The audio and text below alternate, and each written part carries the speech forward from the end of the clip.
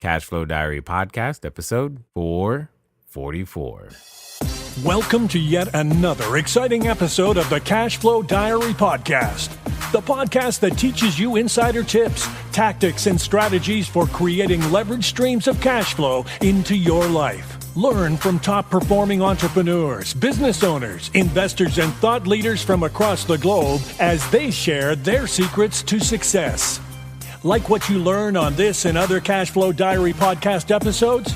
Go to learninvestingnow.com and sign up to receive powerful tips and information that will help you succeed as an entrepreneur and investor. Now, here's your host, investor, entrepreneur, business owner, educator, speaker, author, and master facilitator of Robert Kiyosaki's cash flow game, Jay Massey. All right, ladies and gentlemen, welcome to another episode of the Cashflow Diary Podcast, and I'm your host, Jay Massey, and I'm glad that you are here today because, you know, one of the interesting things about being in business, building cash flow, going out there to do something is because you usually do these things because you actually want to do something else. You're like, hey, if I built a business, I could then go, run with the bulls, or then I could travel, or then I could do this, or then I could make a difference in these ways. What would happen if you actually made a business out of making things happen for other people that just seemed impossible? You're like, Jay, what are you talking about? What if you wanted to visit the International Space Station? Do you know someone who could help you with that? Or what about you wanted to trek on a luxury safari in the Amazon and the Serengeti? What if you wanted to go on the legendary sardine run in Southern Africa? Or what if you just wanted a walk-on role in a hit TV show? What if you built a business around doing those things for other people? I'm sure right now you're like, that's not possible. Well, today's guest says it is. His name is none other than Steve Sims. He's the founder and CEO of the Bluefish and the author of the new book, Bluefishing: The Art of Making Things Happen. And you already know I like that title. So, ladies and gentlemen, here's what I'm going to ask you to do. I'm going to ask you to put yourself in that mindset of, you know what, the things that I've thought were not possible, here comes a guy who makes them possible. Not only possible, but he increases them to make them probable. And now it's time for you and I to listen, to take notes, to understand, to hear the lessons so that we can duplicate and make our dreams come true as well. Help me welcome Steve Sims. Steve, you there? I am. That's a hell of a build-up, though. Thank you.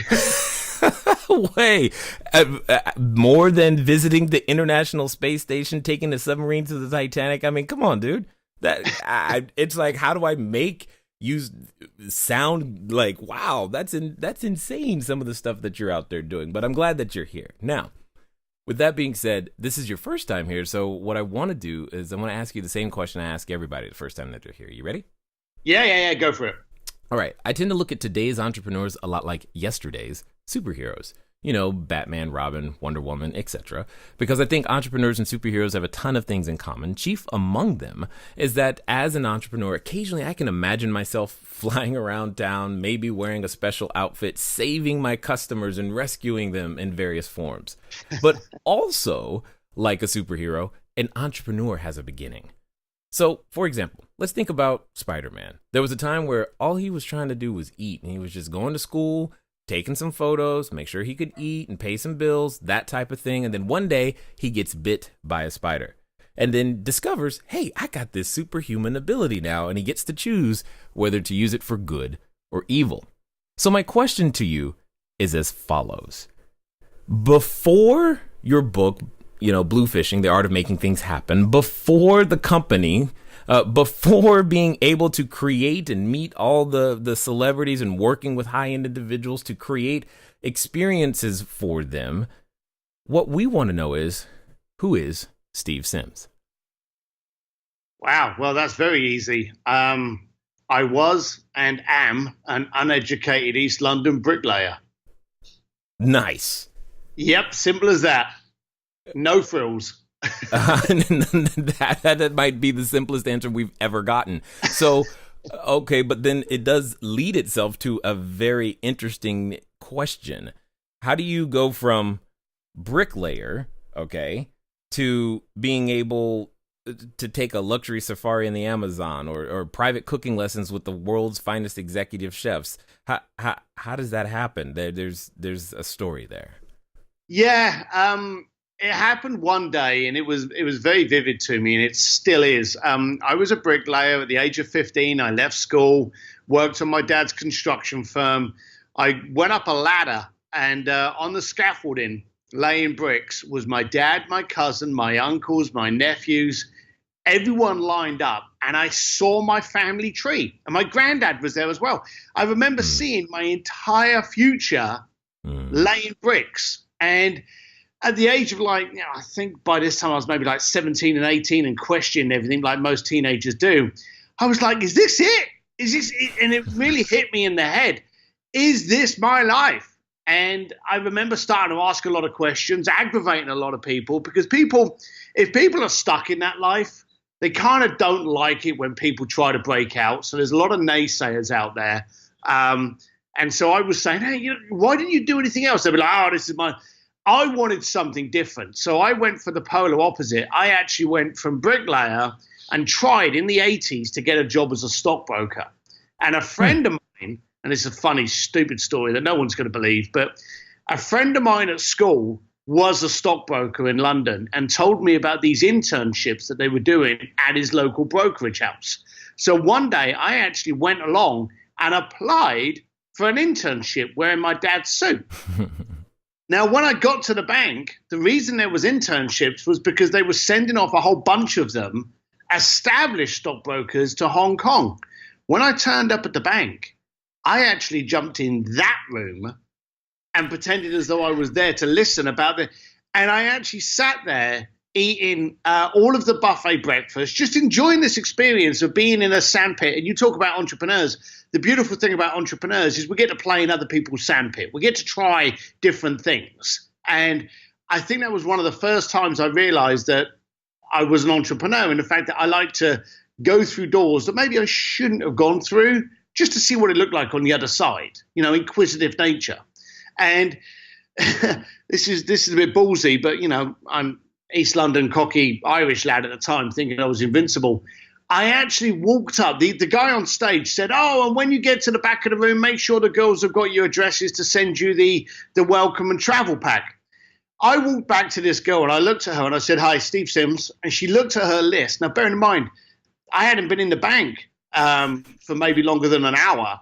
And she looked at the list and she went, I'm sorry, I don't see your name. So I stood there and I went, oh, no, not again. I'll take it down now. So she took my name and address down.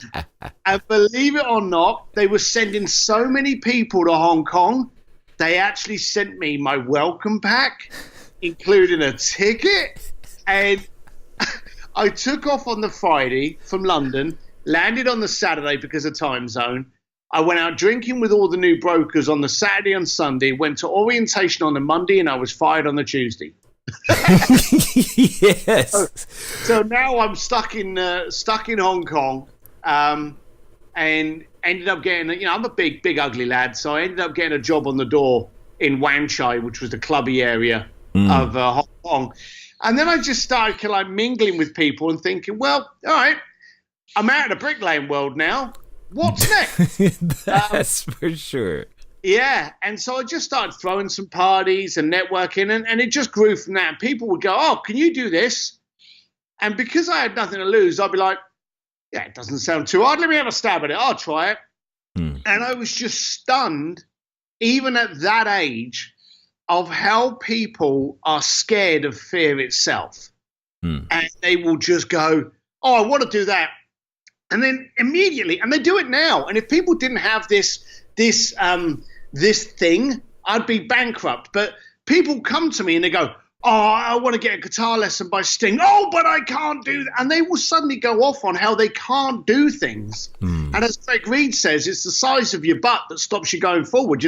But I can't do this, but I don't have the money. And these people will tell you the dream and then immediately tell you why it can't happen. And I look at it and I go, well, why can't it? You're spending so much energy on thinking up reasons that it can't happen, rather than thinking of reasons that it has to happen. And it just bewildered me. And I think my biggest luck was how uneducated I was as a child, that I didn't have the foresight, or I didn't have that fear at that time. And of course, as I've got older, I've realized that, it is fear itself. And I now class myself as educated because I travel and get to do so much. But I'm sure as hell things at school and schooling had nothing to do with my education. Totally understood and agreed with you there.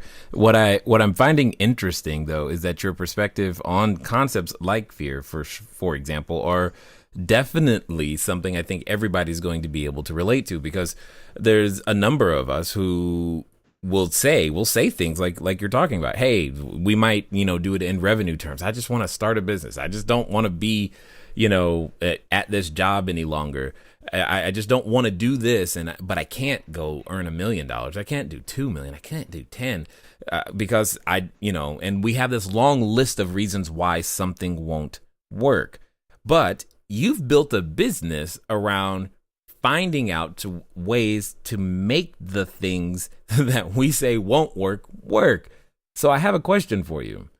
Where does that extra little bit of courage comes from? Because starting any type of business is a challenge, and that's when the customers are obvious. You are catering towards a higher end clientele. You're catering towards the fears, hopes, and dreams of others. So being able to find that customer, it's like, wow, is there enough people? Are there enough potential customers out there for such a specialized business? Which says to me, Steve, you got a special kind of courage going on, and I want to know where that comes from. Oh, wow. That's a fantastic question. I'll tell you, buddy, no one's ever asked me that question before. I don't think I had much courage. I think I had heaps of stupidity. And okay, please explain. Yeah, I think there were so many times when I would go and do something, and then someone would turn around and go, how did you do that? And they will put it on a pedestal, and people do that. They go, I want to meet Elon Musk. And again, it's the butt thing. But he's so there and I can't do it. And they put these objects of desire. They put these people they want to meet. They put these red carpets they want to walk. They put them on a pedestal. And all of a sudden that pedestal gets higher and higher and higher. And it just keeps pushing it out of their own reach. I never saw that. And like I had a client a couple of years ago wanting to get married in the Vatican by the Pope. And as far as I was concerned, the Vatican was a massive location, yes. But at the end of the day, it's a venue. If I said to you, oh, I got someone married in a venue, you're no longer in awe of that. You're no longer glamorizing that. That's no longer out of your reach. If I said to you, I did it in your local church hall, you'll be like, oh, great, congratulations on the couple. Call it the Vatican, and all of a sudden everyone gets deer in headlights and gets terrified. I always broke it down, and everyone says, how do you eat an elephant? Inch by inch. That's what I do. I look at it and I go, well, okay, you want a piano lesson with Elton John? Great. Okay. First thing is, you need a piano. So just break it down to the smallest element and simplify it. Without the paralysis by analysis aspect. So I think right in my early stages, I never had the education. I was ignorant to this fear. I was very questionable. Why can't it happen? And I was very keen, and I mentioned this in the beginning of the statement, I couldn't understand or acknowledge why people would put so much effort into it, into coming up with really spectacular reasons for it not to happen, as opposed to the reason why it must happen. And that was a mindset that I think I had before I realized how powerful it was for me. Yeah, exactly. I can see how that can play to your advantage. So let me ask you this question then. Today, when you talk to your clients or just look at the human population in general, I would imagine that you see a number of individuals that just put unnecessary boundaries and limits on themselves. What would you say to that person who's listening right now that is wanting to do something, but is looking for that ability to do it, but has that long list of why it can't be done? Well, here's where it gets tough. I love the fact that people have those fears because, as I say, if they didn't have the fears, I would be out of a job. Right. So I like the fact that you're all terrified to actually do anything. But the book's called The Art of Making Things Happen rather than sit on your ass and it will come to you. Right. There is a strategy and a structure of what you need to do. And the first thing you need to do is basically get out of the way of yourself. Most people actually love sitting in a rut. They hate the rut, but it's familiar to them. And Joe Polish said to me ages ago, he said, you got to get comfortable with being uncomfortable. And I really love it. I get a lot of my education from little quips. So I love these little slogans I hear. And I remember that one. And I love being uncomfortable. I actually adore it. And I've got so comfortable with it. And I also know as human beings, we are scared of certain things. Certain things terrify us. What I made sure of is I made sure to recognize my fear and translate it into another area. I'm not fearful of trying something amazing. I'm fearful of not trying. I'm fearful of this time next week being in the exact same position that I am today. No growth, no attempt, no trying something, no experiencing, no tasting something, to have wasted an entire week of zero growth. That's what I'm terrified of. And if you suddenly become frightened of that, that's when you're going to get somewhere. Because I've noticed a lot of people won't run as fast to something as they will running away from something. Yeah. And I get that. Do you know, I've never actually ever said that. That was deep. When this goes out, I'm going to write that down. This is good, but that's what I'm talking about. Is that there's a deeper level of understanding simply because of what you do. Yes, I get the competitive advantage or the fact that your business exists because we're afraid, but all businesses exist because there's a problem that the customer has and hasn't figured out how to solve. So which kind of leads me to, why would you take the time to write a book and tell us how to make stuff happen? So for many years, we're in about 23 years of doing this concierge and wish fulfillment stuff. We got called by Forbes the real life Wizard of Oz. Basically, if you can dream it and afford it, we make it happen. I have done tons of TV, radio, speeches on the world of luxury. And many, many times I've been approached and like, oh, you should write a book and, tell us about the A-list celebrities you deal with and the rich and famous and the people that own countries that you deal with. If I wrote a book on any of those clients, I'd be dead by cocktail hour. And in none of my media do I ever mention the clients' names. I mention the experiences, never mention the clients' names. So this was always a no-starter for me. Something happened in about 2007, between 2007 and 2009, where a lot of people started approaching me going, hey, I want you on this stage. I want you on this TV show. I want you on this podcast. But can you do me a favor? I don't want you to talk about what you did at the Academy or what you did with Ferrari at Monaco. I want you to talk about how you made that connection. How did you do X? And all of a sudden, I started speaking to a lot more entrepreneurial groups and then realized that 99% of my clients were actually entrepreneurs. So without realizing it, I was talking to like-minded individuals already. And then it was a couple of years ago, maybe four or 5 years ago, Jason Gaynard had me up on stage in Mastermind Talks, that brilliant thing in Canada. And I spoke on stage about, how I communicate with people by handwritten notes and using hotel stationery. And then after that, I met up with Tucker Max, who said, we got to get you in front of someone about doing a book. And I said at the time, I don't want to do one on luxury and hotels and, travel and experience. He went, no. This needs to be a dummy's guide to doing something, a unscientific, non-rocket science, basic, primitive. How do you do this? What are the steps? So he actually introduced me to someone, and then quite shock horror, they introduced me to Simon Schuster, who bit my arm off and said, let's do it. So I'm now sat with one of the biggest publishing houses in America, North Star, Simon Schuster, And Michelle Martin, good girl, appreciate it, thank you, backed it. And we went about writing a book that would give you a few of the little kind of like cocktail stories of how we did something. But more importantly, breaking it down into a playbook of this is what we did with this. You can actually use the exact same steps in branding your plumbing company, or trying to get a relationship or a job, or try to reach out to a celebrity, or how to establish better ROI on relationships, how to communicate.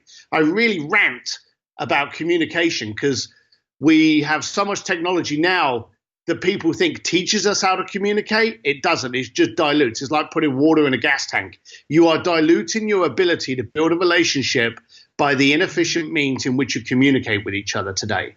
And I put a book together so that if I phone up the Vatican, if I phone up Elton John's crew, if I phone up, Formula One, they take my call because I've established the relationships. And I felt it was time that I tried to give to others what I did. And so I don't want to kind of like sound as though I'm kind of like riding around on a floating carpet, but I really wanted to see how much of my experience I could actually put out there to show people, look, if a thick-ass lump of an Irish bricklayer can do this, you're out of excuses already. Totally understood. But really quickly, if I wanted to go float on a carpet, you could make that happen though, right? Absolutely. You just tell me what color carpet. So speaking of which, what would you say has been some of the, what are the top three, not necessarily the craziest, but the top three experiences that you've created that you personally enjoyed and went and stepped back and were like, wow, I can't believe I made that happen. Hello there, entrepreneur. This is Jay Massey. I know that if you've ever gone over to the site, cashflowdiary.com, you may have asked yourself, where on earth do you get a domain name from? Especially as you are beginning to build your bigger, better, badder business, you need a web presence. You need the email address. You need a way for people to contact you electronically so that you can stop doing the @gmail.com game. Well, the good folks over at GoDaddy have definitely supplied us with every domain that we have ever used. So what I want you to do is I want you to go over to trygodaddy.com/cashflow diary. Again, that's trygodaddy.com/cashflow diary, because it's a quick way for you to get set up to capture your domain name the exact way that you want it. They got easy search functions, and most importantly for you is that you'll be up and running today. As I said, once you get started, stay started. Don't let small little obstacles of how to get your own domain name going stop you. So again, go to trygodaddy.com/cashflow diary, and let's get back to the rest of the story. Top three. God, you put me on the spot. I won't waste too much time, so I'll try and. All right, so I got three. All right. I have a phenomenal relationship with Elton John's crew, and we partnered every year for the Elton John AIDS Foundation Oscar party in Hollywood. This gives me a great chance to just walk the white carpet. They have a white carpet, not a red carpet. Gives me the chance to walk the white carpet with fantastic people, celebrities, A-list, and also a bunch of Bluefish clients. So I love being part of that. Every year I go to that Oscar party, and I can't believe I'm walking down the carpet with Elton John and Steven Tyler and all these people. It just mind-boggling. I'm still that Irish kid from London on a motorcycle. So I've never grown up on there.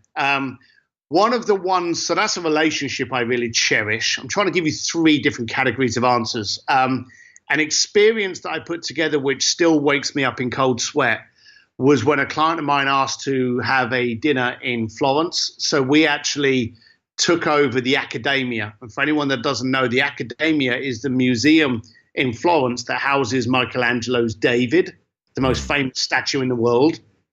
And we kicked everyone out and set up a dinner party for 6 people, him, his girlfriend, mum and dad, and a friend and his wife. 6 people had dinner at the feet of Michelangelo's David in a museum that was completely empty at about 9:30 at night. And then during the dinner, I had Andrea Bocelli come in and serenade them. What? So, yeah, that was kind of cool. So I did that. That was one that still wakes me up. Just being able to walk around a museum at midnight, Right. It's just phenomenal. I'll tell you a funny story quickly. As we're on the front of the academia are these two massive wooden doors, and there's these brass plaques in different languages.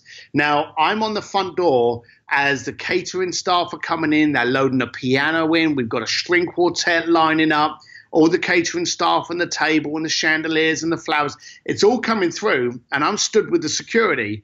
And I turned around to them, and I'm looking at this all these plaques, and I'm thinking, I wonder what they say, because they're all in different languages. So I said to the guy, I said, I see all these really old plaques. What are they saying? The guy looks at me, and I won't try and impersonate an Italian language for fear of death. But the guy looks at me, and he said, they all say the same. And I said, what's that then? Thinking it's going to be like, the home of Michelangelo's David or something like that. And he said, no food and drink in the academia. And every single one of them said the exact same thing in a different language. And there's us loading in with all this food.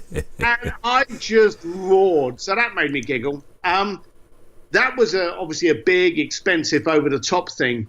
But I have to finish on one that still makes me cry. And thankfully, this is not on video, so you can't see a grown man cry. I've got a client that's been married for many years. He's been a client of ours for about 12 of those years. And he contacted me a few years back to celebrate his 20th. And every year he had done something magical, fantastical, and quite openly expensive. One year he actually asked me, could we do something wonderful, brilliant, impactful? It was that last word that changed the tangent of where we needed to go. We actually went back in time to the first time they met and recreated the first picnic that he had set up for her, including an exact copy of his mum's picnic blanket and a boombox that Run DMC would have been proud of. Now, we had to buy 3 of those boomboxes to be able to find one that actually worked. Right. So it was really cheap. Bear in mind, this guy spent 50, 100. I think the most expensive was like about 400 and something grand, for a weekend. And there's this picnic we put together where the only thing that was expensive were these boom boxes. Now, his wife got out of the car when they were driven through the park. He was sitting on the park, and rekindling the first time they met, he actually had a glass of champagne as she was walking through the college campus, and he went, care to join me? He reenacted that, and she fell apart. She flooded with tears that he had the detail just perfectly done. And it just hit me then that they had spent millions of dollars celebrating past anniversaries. This one was just over $1,000 because of the boom boxes. And this was the one that drew her to tears. Yeah, I get that. And for those of you listening, a boombox is what we had before iPhone, before the iPod, before the CD player. But it's old technology. Just know it's pretty good. It's the suitcase with speakers you had on your shoulders as you trundled down the road in your Adidas sweatsuit. Yeah, absolutely. And the louder the better. And that's just the way it was. So, it is what it is. So I'm kind of actually curious of 2 parts. What is like an experience that you've thought of and you're like, man, I would like to go do this. Like what's something in that category? 23 years later, I don't have any. As a kid growing up, I always wanted to go to like the Monaco Grand Prix, or I wanted to go, red carpet in a celebrity thing. You have all these kind of things, When I was a kid in London, I wore jeans, black T-shirt, and rode around on motorcycles. I'm 51 years old now. I live in Los Angeles. I don't own a car. I'm stood here in my garage, surrounded by motorcycles with a black T-shirt on jeans. So I've never really changed. Right. The quality of my bike is better now. I'll appreciate that. But I'm actually an incredibly dull person. If it wasn't for my clients, I wouldn't do half of the things that I do, because I like to barbecue. I adopt dogs, too many of them. I got 3 kids. I like some of them. So I don't do a lot. But what I do like, that I get to live vicariously through, is when I get someone contact me that goes, hey, I really want to do this. in Poland. I really want to do this in Ginza, Japan. Oh, I'd really like to do this in Malaysia. Could you fly over Tuesday and we'll talk about it? That's when you go, hell yeah, why not? So, and I really enjoy that life. So I get to live other people's dreams. And I tell you, there's no better drug of choice than watching someone's passion just absolutely, I won't say explode, but implode. They just can't contain themselves. You know, as you were talking, I was sitting here thinking, I was like, I bet you this ceased being about the money for you a long time ago and is more about, it sounds, I hear mission when you speak. I hear, making a difference, or the word was impact, and those types of things is what I hear underneath. That's the subtext when you are talking. And I'm curious to know, when it comes to running a business as like yours, how important is the concept of mission? Mission's everything. The first time you screw it up is when you start looking at it as a money maker. And like all entrepreneurs, I didn't start this company. The client started this company. There was a need and desire and no one was fulfilling it. And I just happened to be in the right place at the right time. And so it grew. And the Bluefish actually came from when I started throwing kind of like cool parties. I had people turn up and I always used to have a password because I wanted people that were open for a laugh. I didn't want any kind of like trust fund, a-holes. And so, I would send someone the location. I would give them a password and I would say things like name 2 of the Teletubbies or finish this sentence, 1 fish, 2 fish, red fish. So I would have people that owned, countries come up to the door and go, Bluefish. And we would let them in.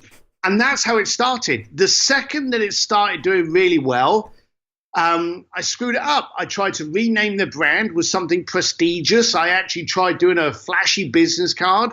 No one wanted it. While I kept it primitive and impossible to misunderstand, that's when people wanted it. So the whole concept of that grew. And then as soon as I started going, okay, we need to make money on this and we need to do this and we better do it. Again, you screw it up because as entrepreneurs, we tend to get good at something and then just seem to mandatorily F it up. So I very quickly realized that there were a number of things. And you talk about superhumans, and I really like that you use that at the beginning, because Spider-Man can't fly. Spider-Man doesn't have a utility belt. Spider-Man does what Spidey does, okay? Every superhero is good at 5%. They're good at something that the other ones are not. And I'm a great believer that we're all looking or should be on our eternal hunt for our 5%. I found my 5%. I make things happen. If you look at Elon Musk and Richard Branson, I can beat those guys on motorcycles. I can beat those guys at basketball, but that's not their 5%. They found their 5% and they excel at it. And I realized that I couldn't do accounting. I couldn't do invoicing. I couldn't do infrastructure. So what do? You employ people that can. So it gives you more time in the day to work on your 5%.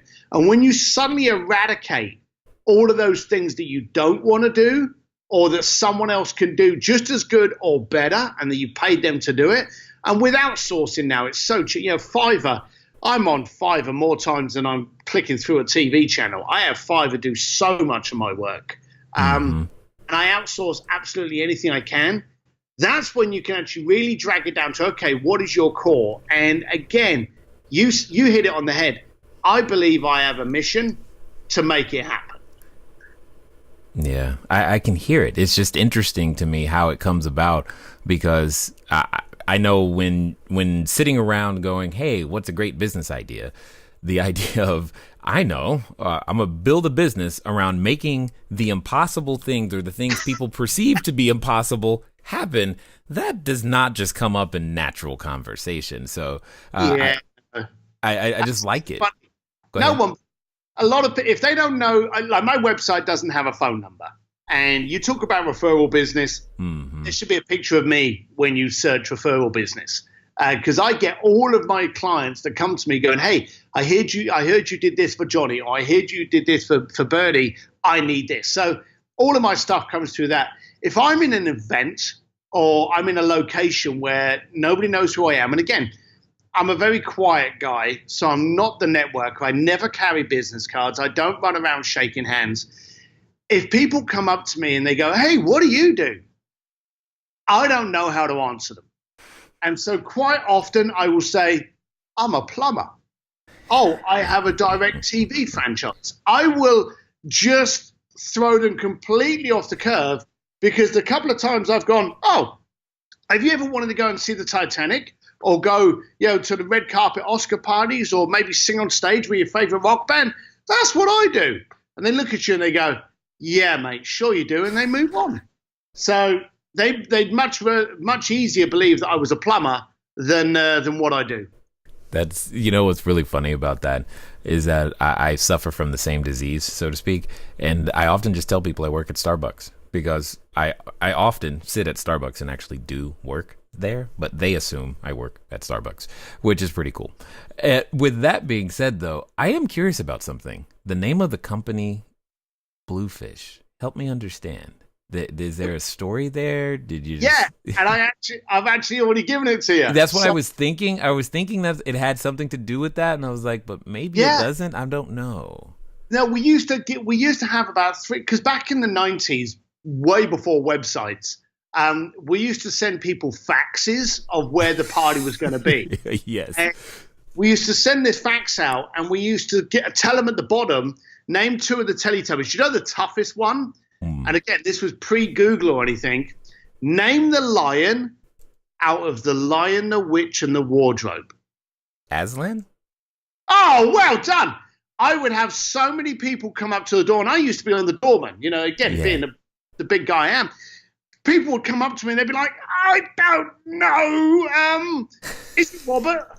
And, because they were so much up for a laugh, and they never had their head up their backside, we'd be like, you're wrong. But you're in, have a good night. And it was that kind of thing. So for us, that password thing was just a little filter. We would get people turn up at a party and go, I'm here for the party. Yeah. No party here, man. And I would just look at my fellow meathead and I'd be like, hey, John, do you know if there's a party? No, I don't think so. Of course, there's a crowd of people behind him.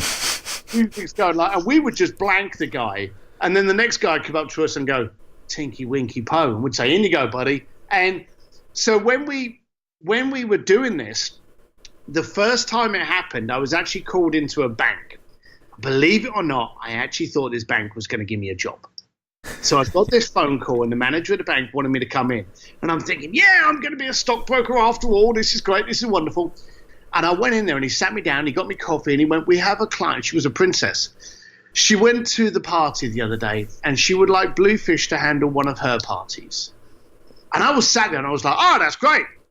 And I was sat there thinking to myself, who the bloody hell is Bluefish? And so I'm still sat there thinking he's going to tell me about this job. Right. And then he went, so are you going to contact her? And I went, me? What? Why me? And he went, you own Bluefish, don't you? And I went, no. He went, she went to a couple of parties and she said it was a Bluefish party.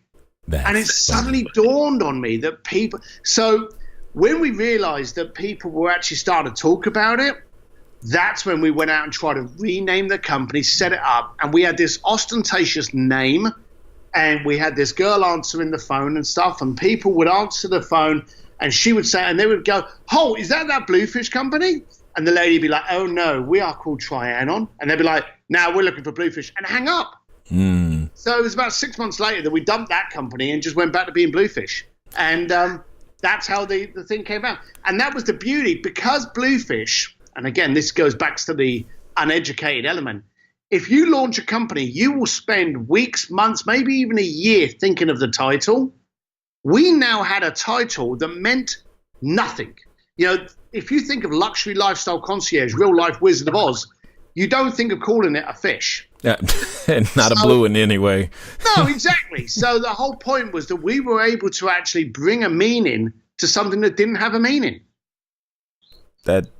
What's really interesting about that is it's almost just understanding that a lot of the answers that we as entrepreneurs are searching for, our customers have them if we're only listening. And the fact that you listened, I get the fact that let's go do it right is probably what you were thinking. And then you're like, hey, but you still knew enough to listen to what your customer had to say, and you pivoted back towards that. So, and I think that's great. So, really quickly, I'm curious to know, for those of you, for those that have listened this far, what would you know, because here's what I know. There's a number of people listening right now that are like, man, I want to know more about what he's doing, what's going on, how can I get in contact with him, maybe even pick up a copy of the book. What's going to be the best way for them to track you down? I've got a website, Steve D. Sims, that's SIMS.com. That's got a bunch of stuff on my bio background. I've also got a bunch of podcasts. This one will be on there, videos, and it also talks to you about my book on there as well. Got it. Perfect. So as we end up here, I have a question for you because I'm really want to hear the answer. Let's pretend for a moment that someone listening, they're standing at what I like to call the precipice of the decision. That maybe they're even in front of the superhero outfit store, and Steve, they're going, I'm going to put on that entrepreneur outfit. I'm going to pick out my cape and tights. I'm going to do this thing. And you know this to be very, very true. At those moments, there's often a companion with us, and that companion comes in the form of a voice. And that voice often reminds us of why we can't do it, how it won't work, who are we to think that we could ask for such a thing. And for some people, they're even related to that voice. So my question to you is as follows. Let's pretend this time they're actually going to do it. And not only are they going to do it, they're going to take action within the next 24 to 48 hours and because they want to proceed towards making it happen. So my question to you is, what would you suggest that they do? Wow, that's a big lead up to a question. So I think I need to refine that question. What would I suggest they need to do to what? Do that goal? To begin making things happen, because that's what you do. So I am okay, so here's a true story. I had a client that wanted to get married in the Vatican. The first thing I did was I phoned my local church because I thought surely a Catholic person's going to know more than me. Now, I'm Catholic, but I thought surely if you go to a church, they're going to give you one step further. I'm a great believer in breaking it down to millimeters. And so if there is something that you want to do, if you have that dream, and you know the whole thing, you've got to know the goalpost, otherwise you're never going to hit it. Now, the goalpost can change the closer you get, but you first of all got to have something in focus to be able to hit it. So the first thing you should do is make sure you do something this second that gets you 1 millimeter closer to your goal and starts that momentum. And the beautiful thing about momentum is that once it starts, it's much easier to keep going. And quite simply, will bowl through anything that gets in your way. So if you've got a dream of owning a florist store, then pick a name out and buy the web domain. If you want to own a consulting business, who do you want to be compared to? And start getting those on in your vision board. If you want to set up a clothing line, go and buy yourself a needle and thread. Do something minute that gets you 1 millimeter closer than you were 10 minutes ago. Excellent. Well said. I love that, because there's so many times where we can read ourselves into oblivion and keep trying to think about what I'm going to do next, as opposed to actually taking some action steps. And I just want to be the first to say thank you for doing what you do, for making the impossible probable, and more importantly, getting it done. And just knowing that hey, this is my zone. This is what I'm supposed to be out there doing. And I really appreciate you taking the time to share your knowledge, your insight, as well as your wisdom here with us today at the Cashflow Diary, sir. Cheers, buddy. It's been good. I've had fun. Great questions. All right, ladies and gentlemen, you know what time it is. It's time for you to move at the speed of instruction. What does that mean? That means get over to his website. That means pick up the book. That means do something. And that's what's exciting. Here's the cool thing. One of the most fun things I have ever done, and I believe you can ever do, is to think about those things. Just put yourself in a space and go, you know what? If everything was possible, what would I do? And start writing that down and figure out some of the things that get you excited, and just take 1 millimeter step closer to it. Ladies and gentlemen, it's been fun talking to you today. I look forward to talking to you soon. Until next time.